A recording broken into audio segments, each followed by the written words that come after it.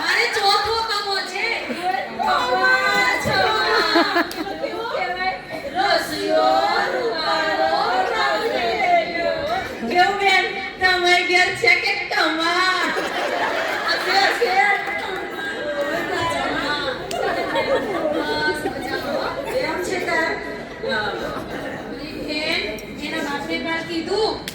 મને હાથ પગ બહુ દુખે તો કે હવે નવરાત્રી પતવાવી એટલે બધા જ બૈરાના પ્રોબ્લેમ થવાનો જ છે. સાચી વાત છે. ઘરવાળા સુલાડા લેતી વખતે કાઈ નહોતું થતું. આ ઘરવાળા હોય ને લોહી પીણીના ઈ કે દિવાળીનું કામ ચાલુ કરી દેજે. હું તો કાઈ નથી કરવાની દિવાળીનું કામ. જ્યારે ઘર લીધું ને ત્યારે મેં એવું કહેલું કે મારા નામનું ઘર લ્યો. પણ બેન શું કર્યું ખબર છે? પોતાના નામનું ઘર લીધું.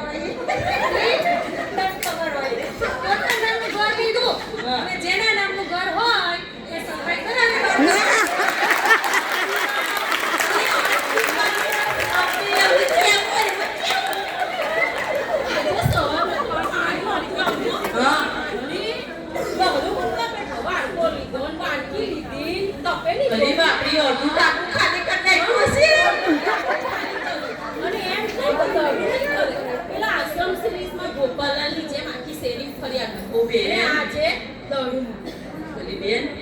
તમારે બધું દિવાળી કે ખરીદી થઈ ગઈ? વાત કહું હા ને વાત તો કઈ બોલાય એમ નથી.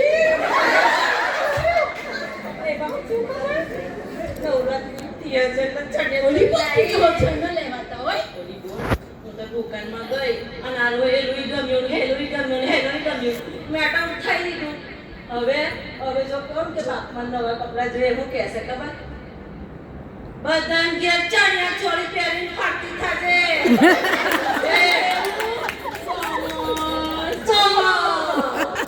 તારે અને મેં તને ખબર એક તમારા હામું કીધું તું અલી માજી આન પૂછીને પહેરાવે હેડી અને હેડી તો હેડી પણ કેવું જોઈએ કે હા હું જી છે.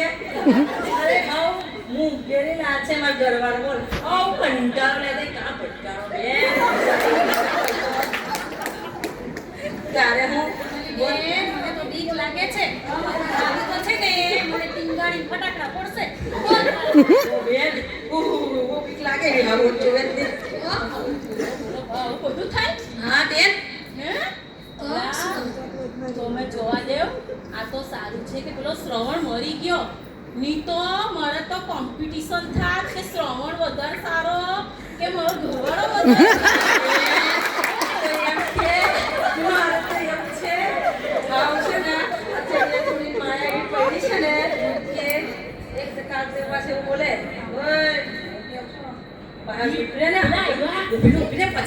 પછી આપણી વાત કરી વાત નહીં કરવા મને એમ કે કાલે ચણિયા ચોળીઓ યાદ છે ને કઈ નબળાઈ ના એમ કઈ નબળાઈ એવું કે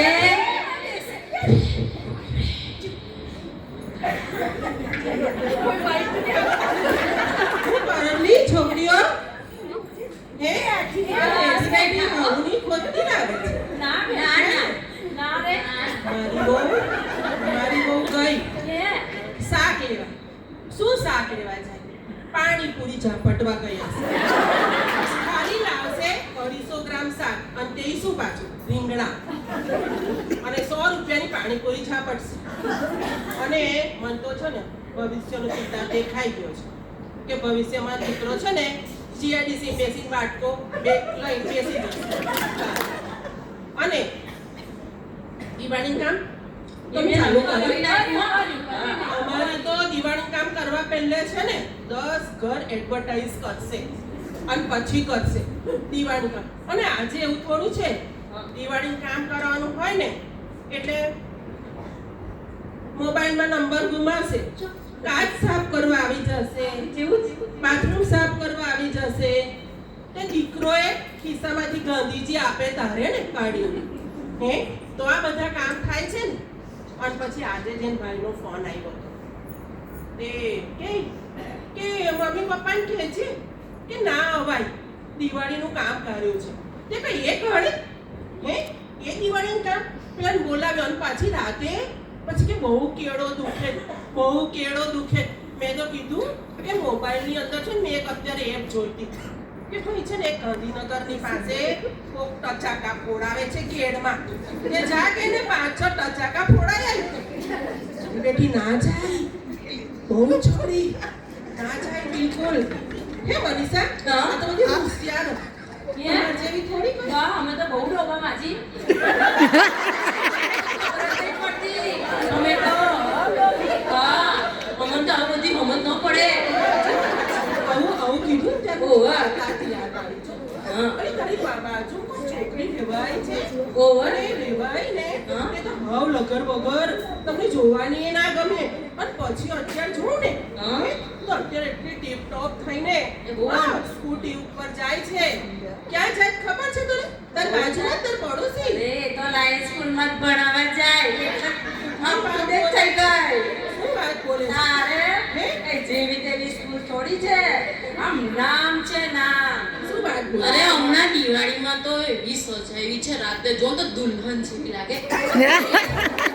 ઠીક છે, આ બધું તો ઠીક છે.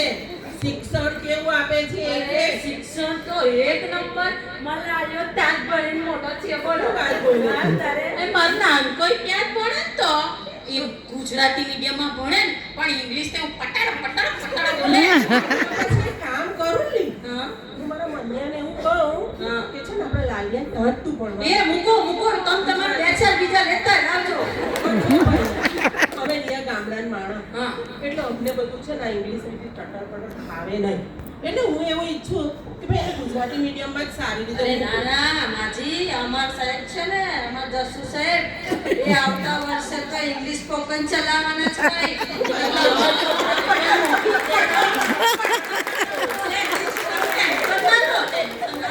ઇંગ્લિશમાં ટેન્શન જ નહીં. તારે તો પછી એવું જ વિચાર છે મારો કે ચાલને હું ત્યાં જ મૂકી દઉં. બરાબર ને? મૂકી દો. ઓય, યા તો બહુ મજા છે, યા પડી જશે. એનું બંધ નહીં થાય છે. હવે જઈએ દિવાળી કામ કરવાનું. સાસુમાં બોલશે, સાસુમાં બોલે. આ મીરાબેન હશે ને હવે કામ તો. અરે ભાઈ, હેને મીરા, કામ હશે એટલે. અરે કશું કામ નહીં. એ મારી બંને બહુઓ જેવી છે. તું સારી છે? હા. હે? ચાલો મારે મહેમાન આવવાના છે. ચાલો તમે ઘરે મૂકતી જાઓ. એવું કરે? હા ચાલો હું તમને મૂકી જાઉં. અચ્છા. મારી બેટીઓ બધીઓ ભાગી ગઈ. આ એ અમથી આઈને બધી બોલે કે આમ ને તેમ ને. પણ જુઓ, વહુઓની વાત આવી ને એટલે કેવી ભાગી. ચાલો હવે હું એકલી બેસીને શું કરું? આ થોડું હળિયું હળકું કરવા આવી હતી કે મંદિરના બાને ઓટલે જઈને બેસું તો થોડી બે વાતો થાય. ચાલો તારે આવજો તમે બધા.